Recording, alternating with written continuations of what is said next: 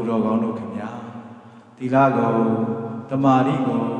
ပညာကိုတို့ဖြင့်ပြည့်စုံတော်မူသောဓမ္မဒါယသာသနာစင်တာတိုက်ဥဆရာတော်ဘုရားထံကတရဏဂုံ၃ပါးနှင့်တကွအင်္ဂါ၅ပါးနှင့်ပြည့်စုံသောသီလတော်မြတ်ကိုခံယူစောင့်တည်ကြရန်အတွက်ဩဃာတကရောကျိုးဖြင့်ညီညာဖြတ်ဖြတ်ကြောကြပါစို့ခင်ဗျာ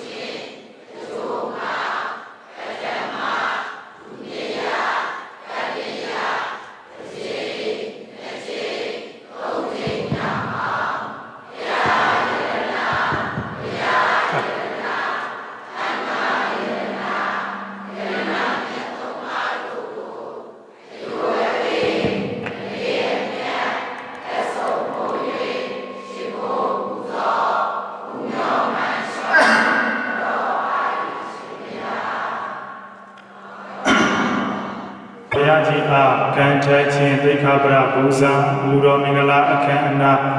၎င်းအလူတော်မင်္ဂလာအခမ်းအနားနှင့်ဆက်လျက်၍သံဃာတော်ရှင်သူမြတ်တို့အားသင်္ကန်းနှင့်ဝတ္ထုဝေတို့မှဖြစ်ပေါ်လာသောပစ္စည်းတွေပါတို့ကိုလူတန်းခြင်းဓမ္မပူဇာတို့ကိုလူတန်းခြင်းတည်ဟူသောဒါနကောင်းမှုကုသိုလ်ကံစေရနာမိဘများဖြစ်ကြသောတန်လွင်တော်အေးကြီးတို့အားဥထား၍မကွေးမျိုးဥဆိုင်ဘိုဟံတော်တိတာသာမင်းပြဘိုဘိုမိသားစုတို့၏ဓမ္မဒါယသာသနာစင်တာကျောင်းတိုင်းတန်ဃာတော်သီလရှင်ယောဂီသူတော်စင်တို့အားအရုံစွမ်းစက်ကလူတန်းခြင်းအလူတော်မင်္ဂလာနှစ်ဖက်မိဘများအားယေရှုအမှုထား၍ဥဝံတော်မို့မို့သာမောင်ထက်အောင်လင်းမောင်စွမ်းပြေအောင်မေရီဘောင်ချက်ကျော်မိသားစုတို့၏ဓမ္မဒါယသာသနာစင်တာကျောင်းတိုင်းတန်ဃာတော်သီလရှင်ယောဂီသူတော်စင်တို့အားနေစွမ်းစက်ကခြင်းလူတော်မင်္ဂလာအခမ်းအနား၎င်းလူတော်မင်္ဂလာအခမ်းအနားနှင့်ဆက်လျက်၍ပြုလို့အထောက်ကြရသောဒါနကောင်းမှုကုသိုလ်ကံစေတနာစောင့်တည်ကြရသောသီလကုသိုလ်ကံစေတနာပွားများအထောက်ကြရသောဘာဝနာကုသိုလ်ကံစေတနာတို့ဆောင်ထိန်နိုင်ကြစေကုန်လော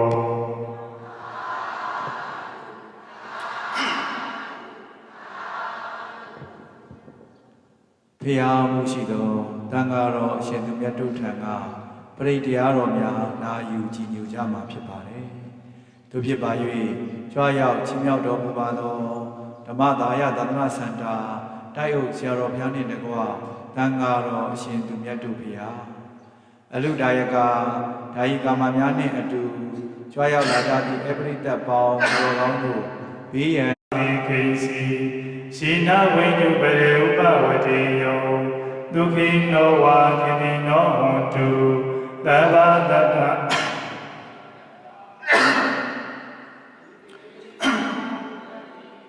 တတဝါသာဝရဝနဝတိတာဒီဃဝါယေဝမန္တာမိဇိမာရတကလူကထူလာဒိဋ္ဌဝါယေဝအဒိဋ္ဌာ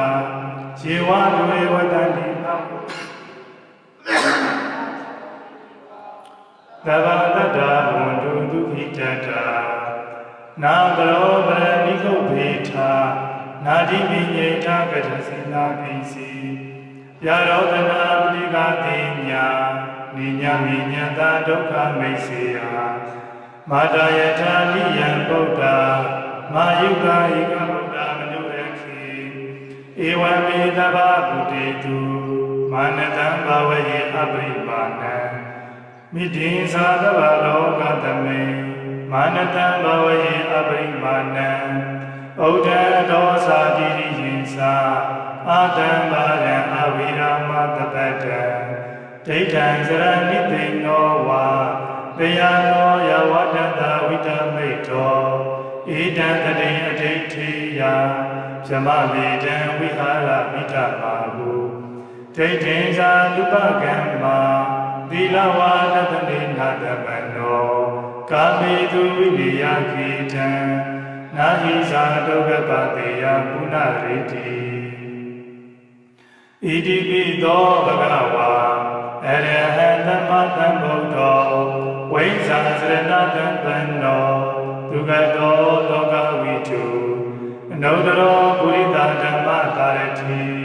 သတ္ထာဒေဝနုဿာနံဗုဒ္ဓောဘဂဝါဘဂတောဘဂဝတဓမ္မောတန်ဋိဋ္ဌိကောအဂါမိကောဧဟိပတိကောပါဏိကောပိစတံဝေတိတဘောဝေညုဟိသောပတိပန္နောဘဂဝတောသဝကတံကောဥဇောပတိပန္နောဘဂဝတောသဝကတံကောညာယပတိပန္နောဘဂဝတောသဝကတံကောသာမိစေပတိပန္နောဘဂဝတောသဝကတံကောယရိဒံသတ္တာရိပုရိသယုကာနိအထာပုရိသပုဂ္ဂလာဣတာဘဂဝတောသဝကတံကောအာဟုနိယောဘာဟုနိယောဓက္ခိနိယောယိသတိကရဏိယောအနုတ္တရဘောကုသိုလ်ရှိတယ်နားနေကြတော့ဆရာတော်ကြီးတရားဟောပြီးလို့ဒီနားမှာသင်္ကန်းတန်းစီပြတ်တယ်နော်တိုးဝိပြီးတော့မပြတ်နဲ့နော်အကုန်လုံးတန်းစီတယ်လို့အကုန်လုံးတရားချင်းစီကြိုက်ရမှာနော်စီတန်းတာမဟုတ်ဘူးအဲ့ဒါလေးပေါ်ပေါ်လို့လေနော်ခါလေးတန်းစီတယ်တန်းစီချောင်းလို့မြန်မာတွေကအဲ့လိုချင်းချင်းကိုကုသိုလ်လုပ်တယ်အေးချင်းချင်းလေးနဲ့နော်အကုန်လုံးဝေးရနေလာကြတယ်ရောက်တရားတန်းရောက်တရားကပ်တယောက်ချင်းကိုကပ်ပြီးဆိုထွက်သွားတယ်နော်ဒီမှာထိုင်နေတဲ့အချိန်မှာအားရအောင်တော့ခုနကပ်တဲ့ချိန်ကျတော့ဘောရဲကနောက်တူနှောင့်နေတယ်ဟုတ်လားအဲ့ဒီကူးဆိုင်ကြတယ်နော်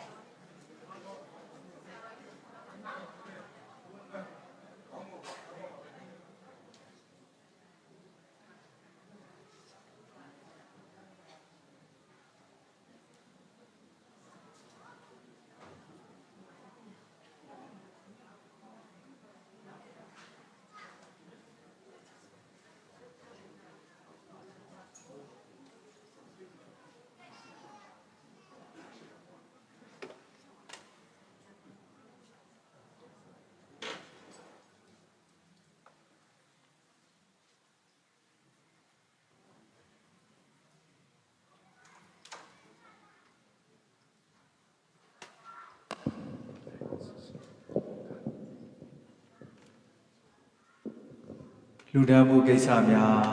ဆောင်ရွက်ခွင့်ပြုတော်မူပါဗျာဆရာတော်ဘုရားကြီးထံအဆက်စွာလူဒန်းနိုင်ရန်အတွက်ဆရာတော်ဘုရားကြီး၏ကပ္ပိယကာရကအဖြစ်ဥလဘောကဆောင်ရွက်ပေးပါရဲ့လေးစားစွာပန်ကြားအပ်ပါတယ်ယနေ့အလူရှင်များဖြစ်ကြပါတော့မန္တလေးမြို့နေဒေါ်ဝင်းမင်းဤခေါ်မမီမီဒေါ်မြင့်မြင့်ဝေခေါ်မဝေဝေမိသားစုတို့ကကျေးဇူးတော်ရှင်မခရုပ်ဆရာတော်ဘုရားကြီးအားသင်္ကန်းနှင့်ဓမ္မပူဇာ150စက္ကန့်လူဒန်းပေးရန်ဖြစ်ပါတယ်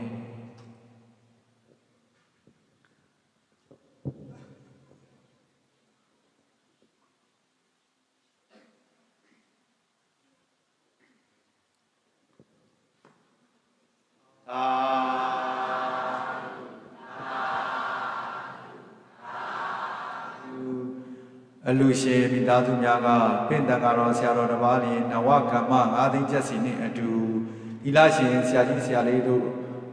နဝကမ္မ9000ကျပ်စီလူရမ်းပါတယ်သာဓုအနုမောဒနာခေါ်ဆိုကြပါခင်ဗျာ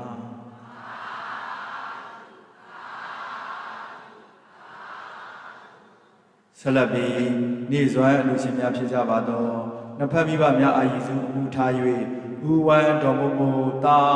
မောင်ထက်အောင်နှင့်မောင်စွမ်းပြည့်အောင်မယ်ရီဘရောင်းချက်ကျော်မိသားစုကဆရာတော်ဘုရားကြီးအားဓမ္မပူဇာ10 သိန်းကျပ်လူဒန်းပေးရဖြစ်ပါတယ်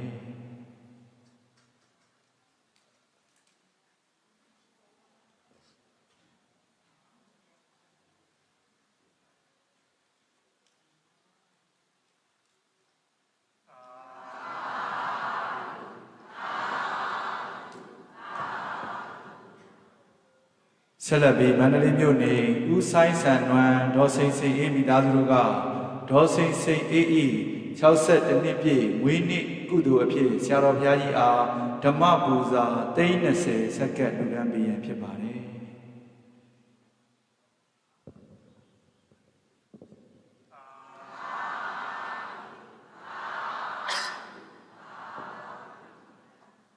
ဆက်လက်ပြီးကွယ်လွန်သူမိဘများဖြစ်ကြသောဦးအေးဒေါ်ညွန့်ညွန့်တို့အားရည်စူး၍ဒေါ်ပြုံးဒေါ်မြစိန်မိသားစုတို့ကကျောင်း၌စီးပညာရေးအလူတော်ငွေ9 သိန်းကျပ်နှင့်အတူဖခင်ကြီးဦးမြင့်လိုင်အားရည်စူး၍မိခင်ဒေါ်ခင်ဆန်းရီအားအမှုထားကကိုကျော်ကျော်ကိုဝင်းကိုမတ်ရှုဝီကိုကျော်ခင်လိုင်ကိုစော်မျိုးလိုင်မိသားစုတို့ကတော်တုစရမေသတိကျောင်းဆောင်အတွက်လူတန်းငွေ9 သိန်းပညာရေးအလူအတွက်3 သိန်းတို့အားစုပေါင်းလူတန်းပေးရန်ဖြစ်ပါတယ်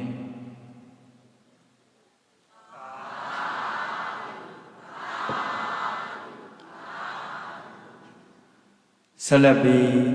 ဥအောင်ပန်ဒေါ်ဝေမာသိန်းသမီးမဆုပန်မိသားစုတို့ကဓမ္မပူဇာ10 သိန်းကျပ်လူဒန်းပေးရန်ဖြစ်ပါတယ်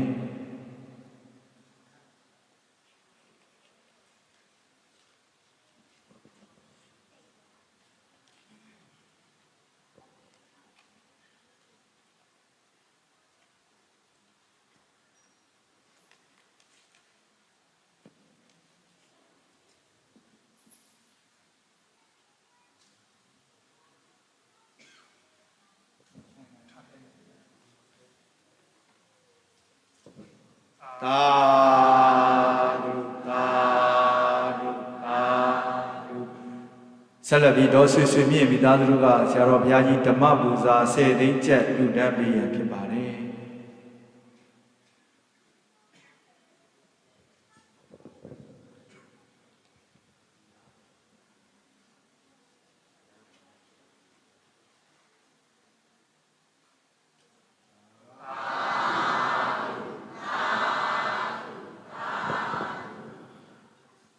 ကွယ်လွန်သူ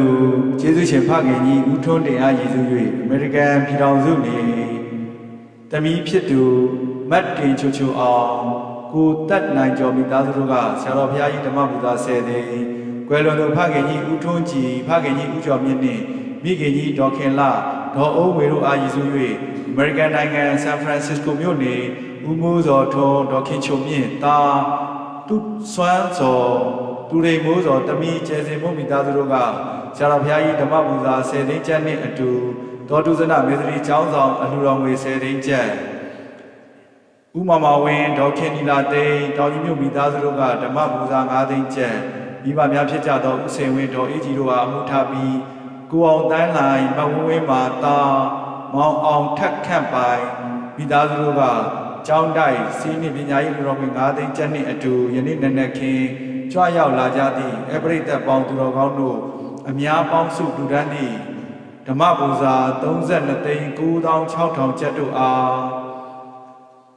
အရုံဆွမ်းအလူရှင်ဦးဆိုင်ကိုဟန်ဒေါ်တီရာမိသားစုနှင့်နေစွမ်းအလူရှင်ဦးဝမ်းဒေါ်မိုးမိုးတို့ကအများပူဇာဆက်ကပ်လူဒန်းပေးရန်ဖြစ်ပါတယ်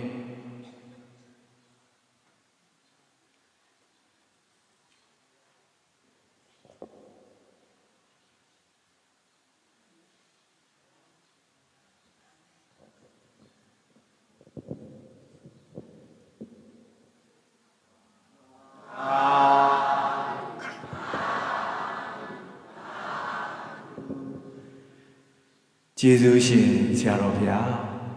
ဆရာတော်ဘုရားကြီးမွတ်ကြားချင်းမြင့်တော်မူမည်အနုမောဒနာဩဝါဒတရားနာယူကြီးညိုကြပြီးယနေ့လူဒန်းမှုအစုစုတို့ကိုရေဇက်သွန်းချအမျှပေးဝေလိုကြသည်ဖြစ်ပါ၍အနုမောဒနာဩဝါဒတရားနှင့်ရေဇက်ချတရားဟောကြားချင်းမြင့်ဆုံးမတော်မူပါယံဘုရားတပည့်တော်ခြေတော်အစုံဥခတ်၍ယိုသည်စွာလျှောက်ထားအပ်ပါသည်ဘုရား 1386 ခုနှစ်ကဆုလဝီကျော်7ရက်2021ခုနှစ်ဆောလ2ရက်အရိဒဒေသကြီးပြုံးနေကြရဲ့အောင်ချမ်းသာရွာဓမ္မသာယသာသနာစင်တာကျောင်း၌ဓမ္မဝိဇ္ဇာသဘာဓမ္မယုံကျောင်းတော်ကြီးတွင်စင်ကြပါပြုလို့အပ်သည်မန္တိပြုတော်ဝေမင်းအေခေါ်မိမိတော်မြင့်မြင့်ဝေခေါ်ဝေမိသားစုတို့ဤကျေးဇူးတော်ရှိပါဘုရားကျောင်းဆရာတော်ဘုရားကြီးအကန့်ထခြင်းတေကဗရာပူဇာလူတော်မင်္ဂလာခန္ဓာပြပါပြပြကြသောဥတ္တန်လွင်တော်အေကြီးတို့ဘုရား၍အဝေးမျိုးဥဆိုင်ပေါ်တော်တိတာတာပေပြပေါ်ပေါ်ပိသာစုလို့ရောဇာစကလူတန်းနဲ့လူတော်မင်္ဂလာခန္ဓာနဲ့တပည့်ပြပြအာယေစုဘုရားပြီဥဝံတော်မမူတာမောင်တဲ့အောင်လင်းအောင်စပြီအောင်ပေရီဘရောကြောပိသားစုတို့ဤနေစံစကလူတန်းနဲ့ဆိုင်ရတဲ့ချလူတော်မင်္ဂလာခန္ဓာအနုမောဒနာနဲ့ဩဝါဒတရားမြတ်စွာဘုရားကိုယ်တိုင်ဟောခဲ့တဲ့ပတ္တကမ္မသုတ်စာလေးကိုပါဠိတော်ကတော့ပတ္တကမ္မတမလို့ပြရင်တဲ့တယောက်ပတ်တဲ့အမှုကိစ္စလို့ဆိုလူပွားရလာတဲ့အခါမှာဘာလုပ်တဲ့နာလုပ်ဖို့အဲ့ဒါနဲ့ပတ်သက်ပြီးတော့ဟောတာလေးမတတ်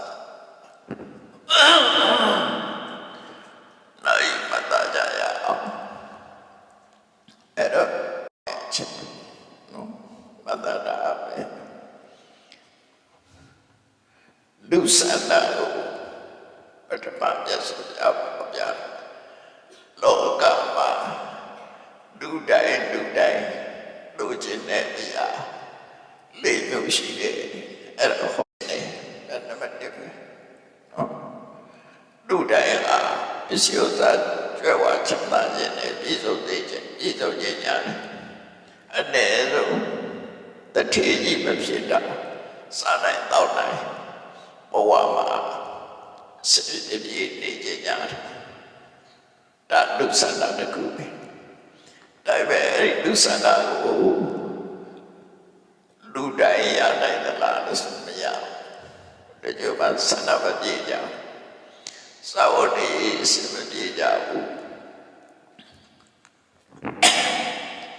ပစ္စည်းဥစ္စာချုပ်နေကြတယ်အဲ့လိုပုဂ္ဂိုလ်တွေလောကမှာအများကြီးရှိတယ်ဆင်းရဲပွက်တည်ခြင်းလို့ခေါ်တယ်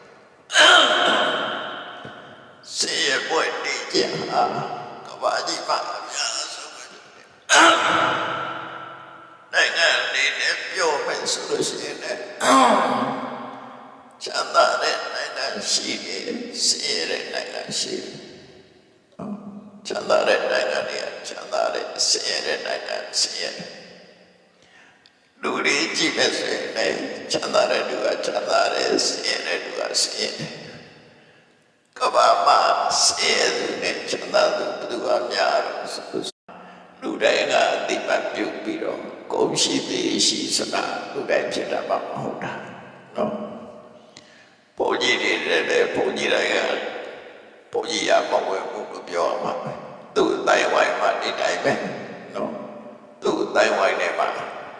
ဂုဏ်ရှိသေးရှိဆိုတာဖြစ်ချင်ကြဒါဒုတိယဆန္ဒပဲ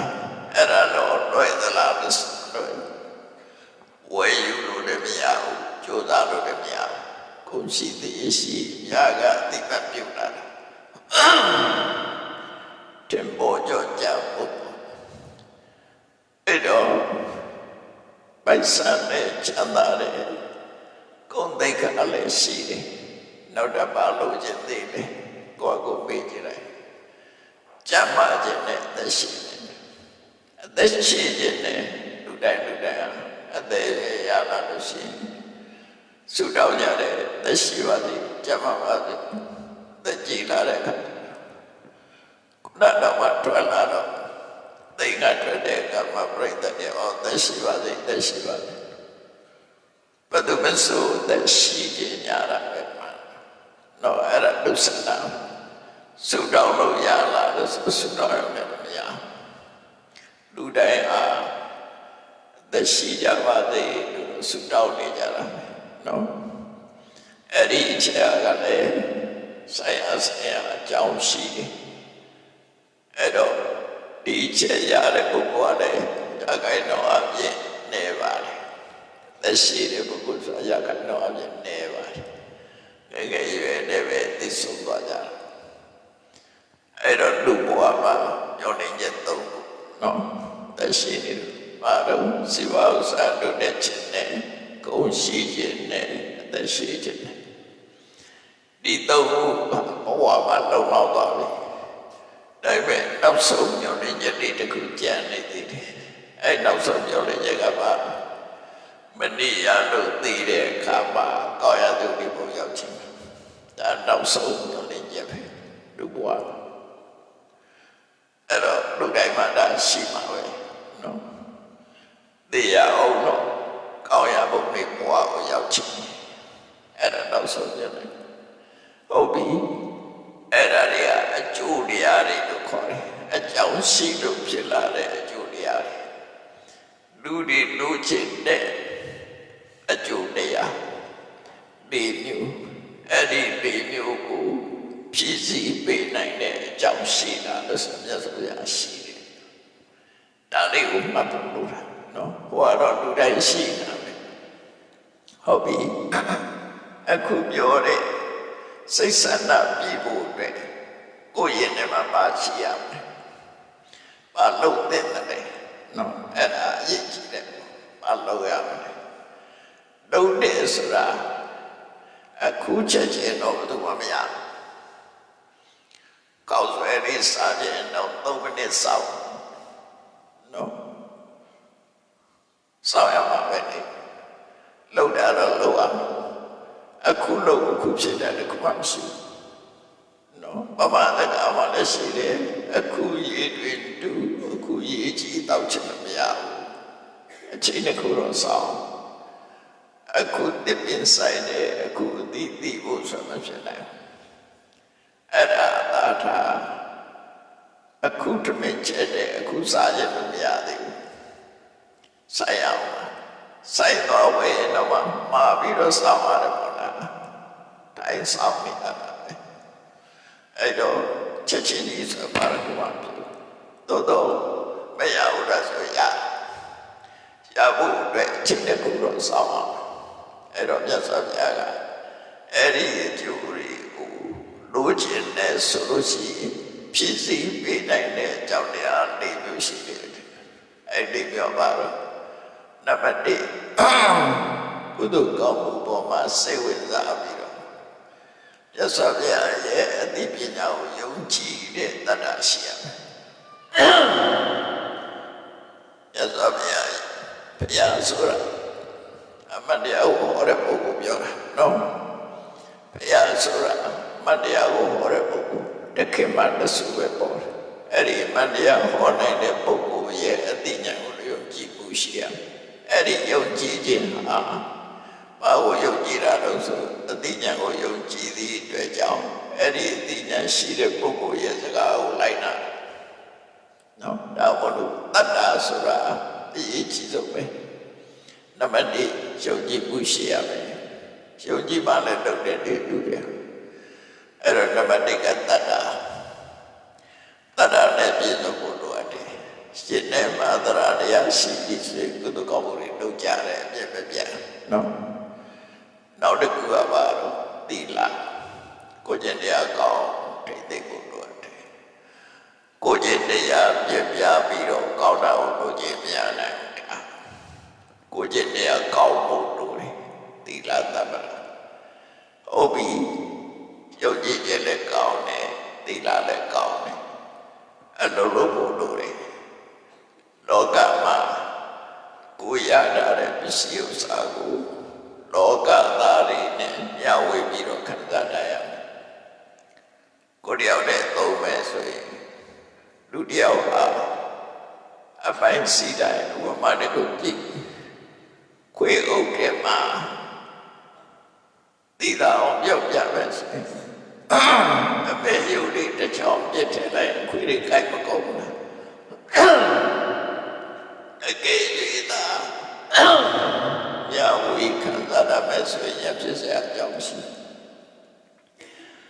ကိုရထားတဲ့ပစ္စည်းတွေကိုအလုံးနဲ့မြာဝီခံစားတတ်တာစာကလို့ခေါ်တယ်နော်အဲ့ဒီစာကဆိုတာကိုမိသားစုအလိုက်မြာဝီခံစားရမယ်အဲ့ဒါမို့ဆိုရင်မိသားစုချင်းတော့မတည့်ဘူးမတည့်တာဖြစ်တတ်တယ်မြာဝီခံစားတတ်တဲ့စာကဆိုတဲ့နေရာအဝပြောရတော့ကိုယ်ရတာကြည်တတ်တဲ့ selfishness မရှိရဘူးပြောတယ်နော်ကိုကြိုးရှာသမားမဖြစ်ရဘူးအလုံးအတွက်ပဲကိုလုံးလုံးနဲ့အလုံးအတွက်ပဲအဲ့စိတ်ထားနိုင်ရမယ်လို့ပြောတာနော်စာကတိုက်တဲ့တော့ပြရမယ်ကျွေးရမယ်ရှယ်ရလို့ပါကုမ္ပဏီတစ်ခုထောင်နေဆိုကိုတယောက်ရဲ့စားကြတော့မရ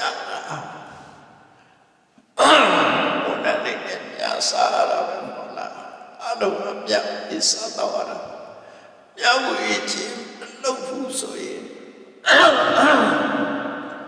မြတ်ဝီမလုပ်ဘူးဆိုလို့ရှိရင်အဲ့ဒီကုမ္ပဏီအမအောင်ပြမှုစီပွားရေးမြတ်ဝီကကိုတယောက်စားကြရအဲ့လိုဆိုရနော်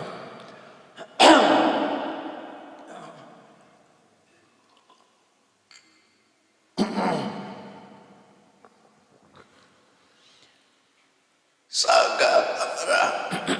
မြဝေမှုနဲ့နေရနောက်ဆုံးတစ်ခုလိုအပ်ချက်ကပါတော့ပညာသမရာအသိပညာတော့ရှိဖို့လိုတယ်အသိပညာဆိုတာသင်ထားတဲ့ပညာတွေပါဝင်ပေါ်တယ်ဘဝမှာစဉ်းကျင်စဉ်းစားရတဲ့အသိပညာဆိုလို့နော်ဘဝမှာစဉ်းကျင်စဉ်းစားရတဲ့အသိပညာဥမာပဲစီဝါရေးဆိုရင်စီဝါရေးပဲလို့ပညာရေးဆိုရင်လူမှုရေးဆိုရင်လူမှုရေးသူဆိုင်ရာအသိပညာတွေဆိုတာရှိတယ်စဉ်းစားတတ်ရတယ်အဲ့တော့အလုံးပေါင်းလိုက်တော့ခုနကအကျိုးလေးမျိုးစန္ဒပြဖို့အတွက်ဒီလေးကိုဒါကအကြောင်းလေးကိုလို့ခေါ်တယ်အကြောင်းနဲ့အကျိုးတော့မှအကျိုးရတယ်တမင်းချက်မှတမင်းကောင်းစားစံကောင်းချက်မှတမင်းကောင်းစားချက်ကြတဲ့အစညဆိုရင်ညမပဲလေဘယ်ပဲဖြစ်ကိုကောင်းတဲ့တော့မှကောင်းတာဖြစ်တယ်ဒါအကြောင်းနဲ့အကျိုးဆိုတာဒီတိုင်းပဲနော်အကြောင်းနဲ့အကျိုးဆိုတာဒီတိုင်းပဲရသော်ဗျာဟောတာလောကမှာရှိနေတဲ့အကြောင်းနဲ့အကျိုးဟောတာထွင်ပြီးတော့မဖြစ်နိုင်တာလေးပြောတာတခုမှမရှိဘူးနော်အဲ့တော့ခုနပြောတယ်ကြောင့်လည်းလေးရအောင်မြင်မှုပဲယုံကြည်ချက်ရှိရမယ်ကိုယ်ရည်သီလကောင်းရမယ်နော်အလုံးနဲ့ရှယ်ရလုပ်ပြီးတော့သက်မွေးတတ်ရမယ်အသိပညာရှိရမယ်အဲ့တော့အသိပညာကနောက်ဆုံးအရေးကြီးဆုံးပဲလို့ခေါ်တယ်အဲ့ဒီအသိပညာရှိဖို့အတွက်တခါမလုပ်ရမယ်လူတွေကစဉ်းစားကြမလုပ် တုံသွားတဲ့စေတညမတုံမှုစေတညဆိုတာပါတော့မလုတ်တဲ့နာမလုတ်မိဘူးမပြောတဲ့နာမပြောမိဘူးအဲ့ဒါစေတညလုတ်တဲ့နာကိုလုပ်ရမယ်မပြောတဲ့နာမပြောရမသိတဲ့နာဆိုတော့ကမှမရှိဘူးအလုံးအသိလို့ရမသိတဲ့နာဆိုတာလောကမှာမရှိဘူးသိတာအပြစ်မဟုတ်ဘူးပါကအပြစ်မပြောတဲ့နာပြောရင်အပြစ်မလုပ်တဲ့နာလုပ်ရင်အပြစ်လုပ်တဲ့မလုပ်တဲ့ခွဲခြားသိတာပြညာဟုတ်လားလုပ်တဲ့မလုပ်တဲ့ခွဲခြားမသိလို့မလုပ်တဲ့နာလုပ်ရင်ဒုက္ခရောက်ပါမယ်ဘယ်သူပဲဖြစ်ဖြစ်မလုပ်တဲ့နာလုပ်ရင်ဒုက္ခရောက်ပါမယ်နော်လုံတဲ့နာလုံဖို့လိုတယ်အဲ့ဒီအပြစ်ညာခေါ်တယ်အဲ့ကြတော့မလုံတဲ့နာကိုရှောင်ရမယ်လုံတဲ့နာကိုလုံရမယ်အဲ့ဒီပြညာရှိဖို့အတွက်ပြညာကိုဟန္တာတဲ့အရာတွေရှိတယ်အဲ့ဒါတွေကိုရှော့ချဖို့လိုတယ်ပါဠိတော်ဆိုရင်လောဘကြီးလုံးတာရှော့ချဘယ်လိုပဲဖြစ်ဖြစ်လောဘကြီးလို့ရှိမရဘူးဈေးအောင်တာပဲဖြစ်ဖြစ်လောဘအပြတ်နဲ့သိယူလို့မရဘူးလေဟုတ်လားအပြတ်သိရကြတာနဲ့စွတ်တင်တာဘယ်ဝဝပဲလို့ရှိရွှေစိတ်တက်တယ်လို့ထောင်းတယ်အပြတ်နဲ့သိယူလို့မရဘူးအဲ့တော့လောဘကိုရှော့ရမယ်နောက်တစ်ခုကဒေါသကိုရှော့လူတွေကဒေါသလည်းမလျှော့နိုင်ဘူးလောဘလည်းမလျှော့နိုင်ဘူးဆိုရင်အောင်မြင်မှုမရနိုင်ဟုတ်လားလောဘကိုလျှော့ရမယ်ဒေါသကိုလျှော့ရမယ်နောက်တစ်ခုကောင်းတဲ့အလုပ်နဲ့ပတ်သက်ပြီးတော့စိတ်ဝင်စားမှုမရှိတဲ့ထုံထိုင်မှုကိုလျှော့ရမယ်နောက်တစ်ခုကစိတ်မတည်ကြည်မှုစိတ်ပူပန်မှုတွေကိုလျှော့ရမယ်ခေမကောင်းတဲ့အချိန်မှာတစ်ပြေကပါဖြစ်မလဲဆိုတော့ကပါဖြစ်မလဲပူနေတယ်နော်ပူနေတာအဖြစ်မဟုတ်ဘူးပူနေခြင်းကြောင့်လည်းဘာမှမဖြစ်ဘူးပူနေမဲ့အစားကနေငါမှလုပ်လို့ရတယ်အကောင်းဆုံးကိစ္စတစ်ခုငါမှလုပ်လို့ရတယ်လုပ်လို့ရမယ်အဲ့လိုဘာမှလုပ်လို့မဖြစ်ဘူးပရိစိတ်လို့ရတယ်ဆိုစိတ်အောက်တာတစ်ခုလုပ်နေလိုက်ဟုတ်လားမဖြစ်နိုင်တာတွေတွေးပြီးတော့စိတ်ကူနေတာလည်းပဲအသိပညာတုံ့ရဲ့အကြောင်းပဲလုပ်ခဲ့ပြီးတဲ့မာတွေကိုတွေးပြီးတော့စိတ်ပူနေတာလည်းအဖြစ်မဟုတ်ဘူးအဲ့ဒါတွေတော့မရှိသေးတဲ့ကိုယ်ခန္ဓာကိုယ်မှာမတွေးနေတာပြီးတာတွေပြီးသားသင်္ခါရပဲယူလိုက်မာရင်လည်းသင်္ခါရယူကောင်းတာဆိုရင်လည်းသင်္ခါရယူသင်္ခါရဆိုတာကိုယ်အတွက်ဟာရှောင်းရဆောင်ရအတွက်မသားချက်တစ်ခုပဲလက်ဆင့်ခေါ်တာပေါ့နော်အဲ့ဒီငါသာယူဖို့ပဲလုပ်ရမယ်ပြန်ပြီးတော့ပူပန်နေဖို့မဟုတ်နောက်တစ်ခုကကိုမသိလိုက်တဲ့ပတ်သက်ပြီးတော့တန်တရားပွားပြီးတော့အလုံးမလုံးပဲနဲ့နိုင်ရမနေနဲ့ဆိုပါတော့နောက်ဘဝဆိုတာရှိတာဟုတ်ပါမလားနော်အဲ့တော့ဒီလိုတော့နောက်ဘဝဆိုတာရှိရလားအဖြစ်ပါတော့ညဖြစ်ပါတော့တွေ့ဘူးနေတယ်အဲ့ဒါတွေမတွေ့နဲ့အခုကောင်းအောင်လုပ်နေခုလုပ်တဲ့အပေါ်မှာသာစဉ်းစားခုလုပ်တာကသူပြောင်းထိခိုက်သလားကိုယ်ထိခိုက်သလားတို့အလုံးထိခိုက်သလားဒါပဲစဉ်းစားတဏှာတွေမစဉ်းစားနဲ့ကိုယ်လည်းလမ်းပြီးတဲ့မပြီးတဲ့အရာတွေကိုစဉ်းစားပြီးခေါင်းချုပ်နေခြင်းဟာချိန်ဖြုံခြင်းနဲ့ကိုယ်ဖြစ်စီပြနေခြင်းပဲဖြစ်တယ်ဟုတ်တယ်မလားဘာရအမှန်ပဲကောင်းရှောင်းနေလို့ကောင်းကုန်နေမှရလို့စပယ်ပဲကျွတ်သွားမယ်တခြားကိုယ်ပါများလို့ရှိအဲ့တော့ကောင်းမရှုံနဲ့ဘာလို့လို့ရရတယ်နော်ရတာပဲလုပ်ပြီးအကျိုးရှိတဲ့ຢာတွေလောကမှာအများကြီးပဲတခုလုပ်နေပြီအဲ့တော့အတိပညာရရှိဖို့အတွက်အပူတွေမစင်စားနဲ့လောဘမကြည့်လို့နဲ့ဒေါသမကြည့်လို့နဲ့စိတ်ဓာတ်မကြနဲ့နော် စိတ်တွေကိုစုစည်းစုမစည်းနိုင်ပဲနဲ့ပူလောင်မှုတွေမရှိသေးနဲ့တန်တရားတွေမထားနဲ့အဲ့ငါကိုအဲ့ဒီငါကိုဖယ်လိုက်လို့ရှိရင်စေတကြတာတုတ်ပေါက်လာပေါက်ရောက်လာတယ်နော်စေတကြထွက်လာအဲ့ဒီစေတကြခုနပြောတဲ့ကောင်းတဲ့အကျိုးတွေကိုဖော်ဆောင်ပေးနိုင်တာပညာတပ္ပရာအဲ့ဒီပညာပြည့်စုံမှုရအောင်ဒါတွေကိုရှင်းထုတ်လိုက်ရနော်ဘာနဲ့ရှင်းထုတ်လို့ပညာနဲ့ပဲရှင်းထုတ်စေတဘုံနဲ့ပဲရှင်းထုတ်ပါလူလောကမှာတန်ရှင်းလို့ရဆိုတာစိတ်ကိုစိတ်နဲ့ပဲတန်ရှင်းရတယ်ပြည့်မဲ့တန်ရှင်းတာကြတော့မျက်စိတို့ရေတို့စပြားတို့တခြားကြိယာတွေတန်ရှင်းရတယ်စိတ်ရဲ့အကြည့်ကြတော့မျက်စိမလို့စပြားမလို့တော့တန်ရှင်းတဲ့ကြိယာဘာမှမလို့ဘာလို့စိတ်ကိုစိတ်နဲ့ပြန်ပြီးတော့တန်ရှင်းဒီလိုတွေးလို့စိတ်ကူရင်ကိုလိုတွေးလိုက်ရောက်သွားပြီဥပမာပါတော့စေရေကြောင်ဖြစ်ပေါ်လာတဲ့ရှုံညောကိုပါတဲ့စီရရေနဲ့ပဲစီရအဖြစ်ကတော့သူဖြစ်တယ်နော်ရေကြောင်ဖြစ်တဲ့ရှုံညောကိုရေနဲ့ပဲစီချစိတ်ကြောင်ဖြစ်လာတဲ့သို့မဟုတ်စိတ်ထဲမှာဖြစ်ပေါ်လာတဲ့ပူပန်မှုတွေကိုစိတ်နဲ့ပဲစီတရားသွားရှာမနေနဲ့ကိုယ်စိတ်တဲ့ကိုဒီလိုတွေးရင်စိတ်ပူရင်ကိုလိုတွေးပြောင်းတွေးလိုက်တော့သွားတာစိတ်ပူကြတွေးပူမှာပဲစိတ်ကြတွေးအေးတာပဲနော်အဲ့ဒါအဖြစ်ပဲတရားသွားရှာမနေနဲ့နော်စိတ်ကိုပြောင်းတွေးရသော်ပြကိုယ်တိုင်ကိုအဲ့ဒီကိုခေါ်တာလူတွေအားရပတ်စံနဲ့ဝင်ရတာပေါ့ဘူးစူပါမားကတ်သွားရှာမနေတယ်မရဘူးနော်စိတ်ပူရင်ကိုယ်စိတ်ကိုပဲပြင်နိုင်စိတ်ပူတဲ့စိတ်ကိုကြည်လင်တဲ့စိတ်နဲ့စီကြောလိုက်တယ်တရားအရာကိုနှလုံးသွင်းနေလိုက်တရားအရာကိုစိတ်ဝင်စားနေလိုက်ဥပမာလို့ပြောက်သွားလိုက်သူကဖယ်ထားလိုက်တာနော်အဲ့လိုဆိုလို့နော်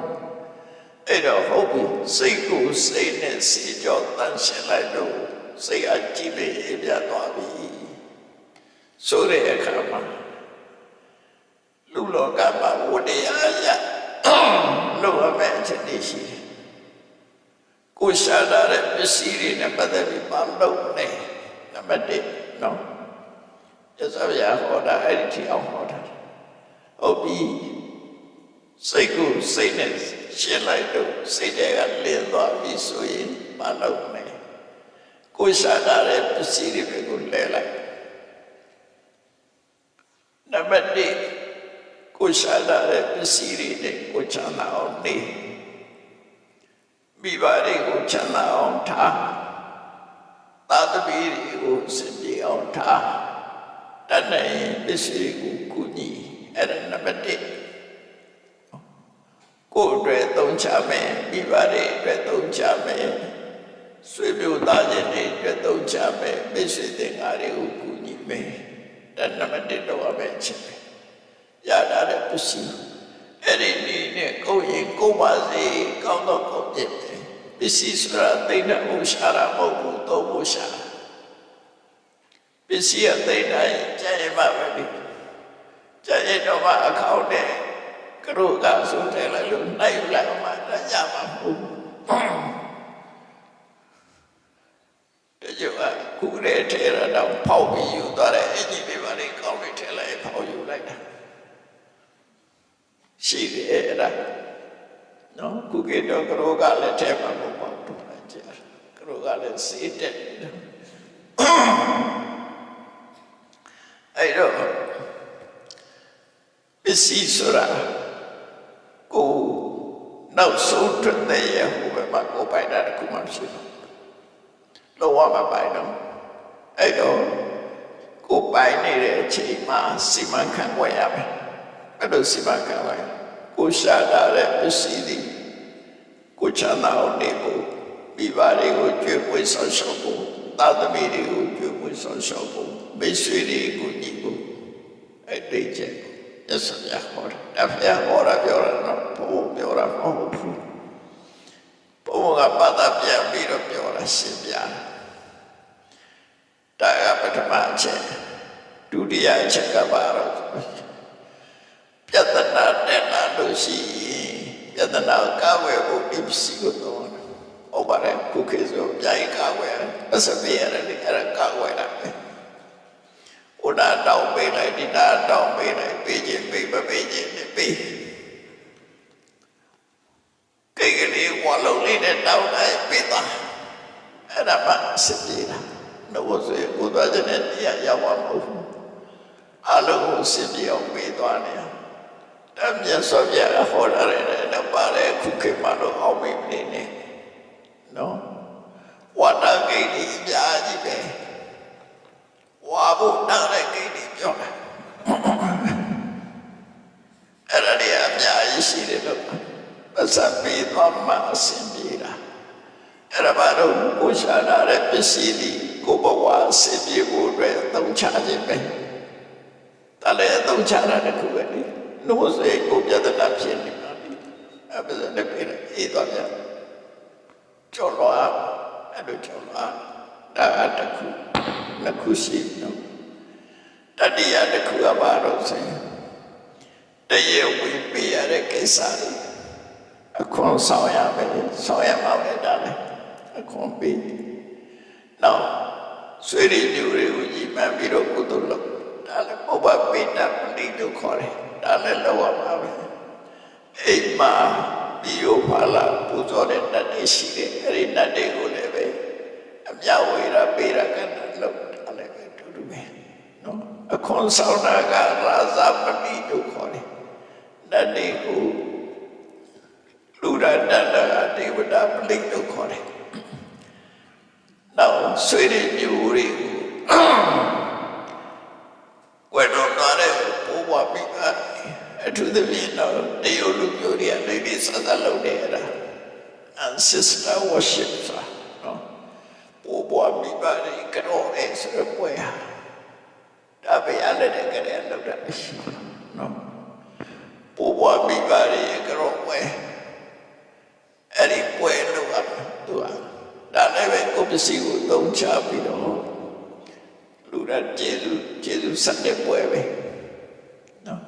အဲ့ဒါကိုဥပပိတပတိလို့ခေါ်တယ်။ညာတိပတိစာကိုယ်ဆွေမျိုးတွေတဲ့မပြည့်မစုံတဲ့ပုဂ္ဂိုလ်တွေကိုပေးကိုပေးဆွေတဲ့အိလာတဲ့ဧည့်သည်တွေပါလေဧည့်သည်တွေပါလေရောက်လာရင်လည်းထိုက်တဲ့တော့ပေးအဲ့ဒါကလုပ်တဲ့လုပ်တဲ့လူရင်ကြည့်မှုရလုပ်တဲ့လုပ်တဲ့ဒါကိုပြောပြတယ်။တချို့နိုင်ငံတွေမှာဒါမလုပ်တော့ဘူးနော်တချို့နိုင်ငံတွေမှာဒါမရှိတော့တော့မရှိတော့အဲ့တော့ဒါကရင်ကျေးမှုတစ်ခုပဲနော်ရင်ကျေးမှုတစ်ခုပဲအဲ့ဒါကတတိယအချက်စတုဒ္ဒအချက်ကတော့ဘာလို့ကုလို့ဒါနကောင်းမှုပြုတာဒါဆယ်ကတစ်ခါတစ်သက်မှတစ်ခါနှစ်ခါဝိနည်းတို့ဘာလို့ဒီလိုလုပ်တာတစ်သက်မှတစ်ခါဝိနည်းဆိုတယ်ဟုတ်တယ်မလားဝိနည်းဝိလာဝိရဲ့စတဲ့တဲ့မှာတစ်ခါရှိတာလေအဲ့လိုကုသိုလ်ကောင်းမှုနဲ့လို့အဲ့ဒီနဲ့ကိုရှာလာတဲ့ပစ္စည်းတွေကိုသုံးချရမယ်အဲ့ဒါလို့ဆိုလို့ရှိရင်ဘဝမှာကျင့်တတ်စရာကောင်းပြီကိုလုံတဲ့နာတွေလုပ်ပြီးပြီအဲ့လိုကိုကျင့်တတ်စရာကောင်းတယ်လူအနေနဲ့လည်းဝိရကြည်တယ်ပစ္စည်းအနေနဲ့လည်းတကယ်ကိုစနစ်တကျအသုံးဆွဲနေတယ်ဆိုတော့အဲ့ဒါမှကိုကျင့်တတ်အားရစေတဲ့အချက်တွေပဲနော်အဲ့ဒါလေးအနှစ်ချုပ်ကိုပြပြီးတော့မှတ်ရအောင်အနှစ်ချုပ်ပြမှတ်ပြီးလူစနာလေးကိုဖြစ်ချင်တဲ့အရာလေးကိုစီပါဝစာတို့နဲ့ချင်းနဲ့ကိုယ်တည်းရှိခြင်းနဲ့အသက်ရှိခြင်းနဲ့သိပြီးရင်ကောင်းရတဲ့ဒီကိုရောက်ခြင်းနဲ့ဒါပထမအဲ့ဒါပြည့်စုံဖို့အတွက်တတ္တသဗ္ဗရာယုံကြည်မှုနဲ့ပြည့်စုံရမယ်သီလသဗ္ဗရာကိုကျင့်တရားကောင်းရမယ်စာဂသဗ္ဗရာကိုရောက်တဲ့သုံးပဲဆိုတဲ့စိတ်ဓာတ်မရှိဘူးညဝေသုံးသွဲတတ်ရမယ် ပညာသမ္မာလုံးတဲ့တာလည်းမလုံးတဲ့တာခွက်ချက်သိရမယ်ဒါကအကြောင်းလေးမျိုးပညာသမ္မာဖြစ်ဖို့အတွက်ပါရရှင်းရမယ်လောဘမကြည့်တော့နဲ့ဒေါသမကြည့်တော့နဲ့နော်စိတ်ဓာတ်တွေမကြနဲ့နောက်တကမပူပန်နဲ့လုပ်ပြီးတယ်မလုပ်ပြီးတာတွေနဲ့ပတ်သက်ပြီးပူပန်မနေနဲ့တန်တရားတွေဖြစ်မနေနဲ့အဲ့ဒီငါးခုဖယ်လိုက်လို့ရှိရင်ပညာတိုးတက်သွားပြီပညာတိုးတက်သွားပြီးတဲ့အခါကိုရှာတာတဲ့ပစ္စည်းဥစ္စာတွေပတ်သက်ပြီးတော့အကောင်းဆုံးသုံးချတယ်ဆိုရင်ဒီကိုယ်အတွက်ကိုမိဘအတွက်ကိုမိသားစုအတွက်ကိုမိတ်ဆွေတွေအတွက်ကိုကြီးထောက်ပံ့ကြွေးပွေးတာဒါနံပါတ်1နံပါတ်2ကပြဿနာကြုံလာလို့ရှိရင်ပတ်သက်ပေးတာပေးဖို့လည်းထားရအောင်နော်ပေးရဆိုတာကိုကပေးရကများတယ်အရင်ကတလားမှတည်းရပဲပေးရအခုက every day အပေးရဖြစ်ပေးရအတွက်ထားဒုတိယတတိယကဘာလို့ဆိုလို့ရှိရင်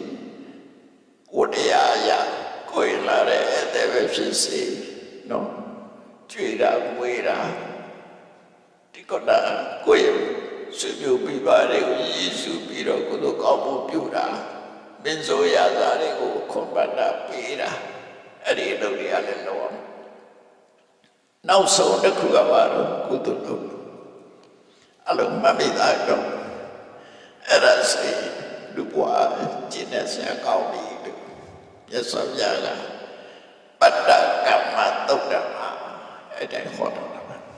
နော်ခုပါမဟုတ်မြတ်စွာဘုရားဘာလို့ဒါတွေကိုသိနေတာလို့ဆိုဘဝပေါင်းများစွာဖြတ်တန်းလာတဲ့အတွေ့အကြုံတွေရှိတယ်အဲ့ဒီအတွေ့အကြုံတွေကနေအကောင်းဆုံးရွေးထုတ်ပြီးတော့ပေးတယ်အဲ့ဒီတိုင်းလိုက်တာจิตတော့ပဲဆိုရင်ဘဝမှာအလုံးစပြည့်တော့မှာပါအစမပြည့်တဲ့အခါကျတော့လေသိခံပြီးတော့ကြောပြတ်အဲ့ဒါဆိုဒါကြောင့်မြတ်ဗုဒ္ဓရဲ့ဆုံးမတဲ့အကြည့်ပြပြဘဝကိုနေနိုင်အောင်ကြိုးစားအထောက်နိုင်ကြပါစေကုန်သတည်း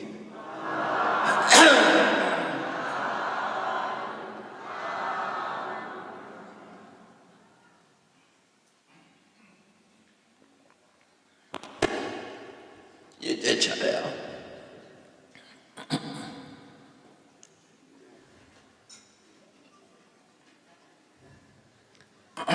आलम कैसे में इधर में पुण्य निबद्धता विषयो होदु ये नियकु आठुक्युरु जाया तोသိက္ခာဝရပူဇာကထခြင်းအလုတော်မင်္ဂလာအရုံစံစကခြင်းအလုတော်မင်္ဂလာနေဇံစကခြင်းအလုတော်မင်္ဂလာတို့ကိုကျင့်ပါပြုလို့ကြပါကုန်၏ကြွားရောက်ချီးတော်မူကြသောသံဃာတော်အရှင်မြတ်တို့ဤမျက်မှောက်၌တရဏဂုံသီလကိုစောင့်တည်ကြပါကုန်၏ပရိတယအနုမောဒနာဩဝါဒတရားတို့ကိုနာယူကြပါကုန်၏သံဃာတော်ရှင်မြတ်တို့အားသင်္ကန်းစာရှိသောရတ္တဘဝတ္ထုတို့ကိုဒုဓမ္မကုန်၏စံခဲဝေဘောဇင်အာဟာရတို့ကိုဒုဓမ္မကုန်၏ကျောင်းအတူပညာရေးအတူစေပစ္စည်းအတူအတူတို့ကိုဒုဓမ္မကုန်၏ဝတ္ထုမွေတို့မှာဖြစ်ပေါ်လာသောရည်ညွှန်းရာပစ္စည်းတွေပါကိုဒုဓမ္မကုန်၏သာသနာ့တွင်ဝင်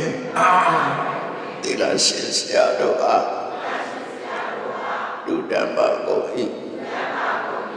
တိတ်တွေကာလအခါသမယဝေတတဘဝတ္ထု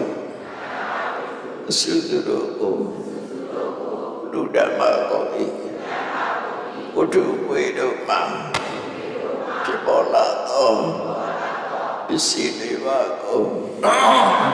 လူတန်းပါကုန်၏တပပူဇာတရားတော်ကိုပူဇော်ကြပါကုန်၏ယနေ့ယခုအထုပ်ပြုလို့ရသောဤကောင်းမှုဤကုသိုလ်စုစုသည်နိဗ္ဗာန်ချမ်းသာ၏အကြောင်းထောက်ပံ့ဖြစ်ပါစေတည်းဤကောင်းမှု၏ဘုရားကကိုအမိအဖအဖို့ဘွားဆွေမျိုးညာတိတို့အားကုသိုလ်များဝေငါပါကုန်၏သာသနာတော်ဆောင်တဲ့လောကဆောင်တဲ့တို့အားကုသိုလ်များဝေငါပါကုန်၏ဒီတော်တို့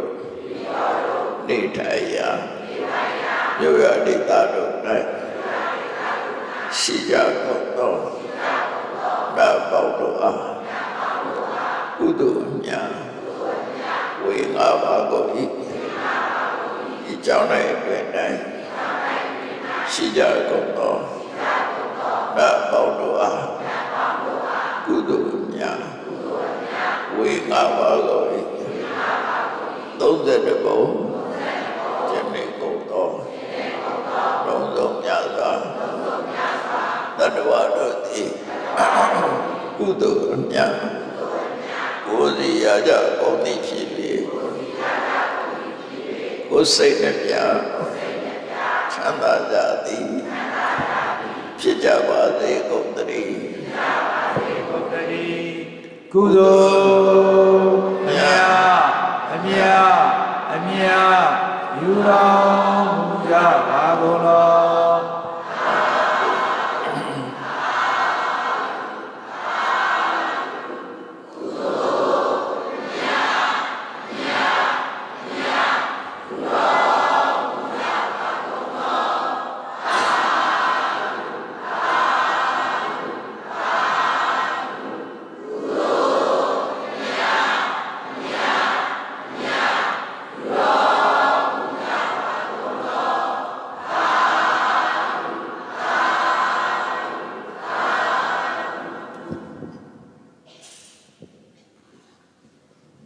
ခြားရောက်ချင်းမြောက်တော်မူပါသော